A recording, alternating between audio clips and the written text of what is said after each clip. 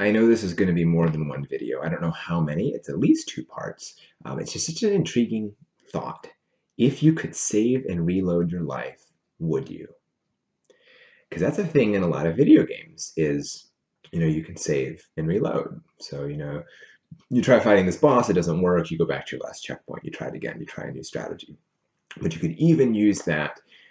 You could do things that you wouldn't normally do. So I remember playing Fable, and Fable was big about you can choose good or evil. And so on my first playthrough, I'm playing as a good character, but some days I'm just like, I'm just gonna disable the safety because they have a safety set, so you don't like accidentally swing your sword and kill a villager. You have to like on purpose do it. Just like kill a whole village, and then the guards come and whatever. And I didn't want to have to deal with the in-game consequences, so I'm just like, I'll just go back to my last save. Or the video game Undertale, some of the characters know that you can save and reload, so they think you're a time traveler. But even still, the game shows like real consequences of if you do what's called the genocide run, where you're going to go like you basically are going to kill everything. And some people complained about that. They're like, "Oh, you're making me feel bad and guilty about doing this genocide run. You're being manipulative. You're playing with my emotions."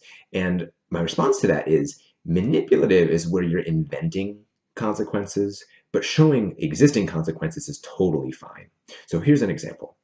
Let's say, it's a family and the husband is routinely late for dinner and expects the family to wait for him. But by that time, it's like an hour later, everything's cold. So one day his wife says, "If you're late to dinner, we'll start eating without you." That's an actual consequence. That's an existing thing in the behavior. This is dinner time. We're going to start. If you're late, then we're still going to start. A manufactured consequence, a manipulative thing would be to say, if you're late to dinner, when you get home, I'm going to throw it at you.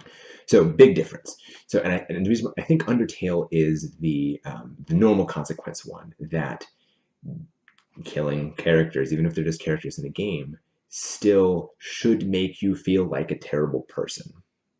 Anyway, that's a slight tangent. So now we're going to be back to if you could save and reload your life, would you? So let's say, you could do the same thing as you did in one of those games where, save the checkpoint in the morning, and then you could do whatever terrible things you wanted all day. You could steal millions of dollars. You could blow all your savings on a nice vacation and then save and reload back in the morning. Nothing's different. You could, you could do anything and there'd be no lasting consequences. Would you? And even though, and so I as I'm like processing through this, I'm thinking, I think that even though there's no lasting external consequences, it still would change you. And so that was like, what kind of person would it be if they, went on a shooting spree and then saved and reloaded, and then everyone's alive? But I think that would change them so much as a person that they're a different person.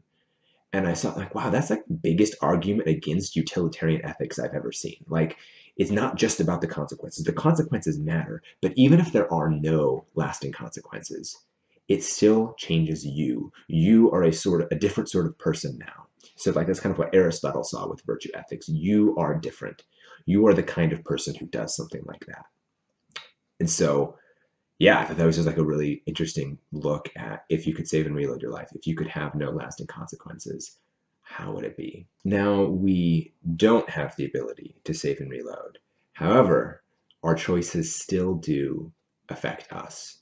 So think about what kind of person do your choices make you? Because your choices can make you more a hero or more a villain. And as you're probably guessing based on the theme of this channel, be a hero today.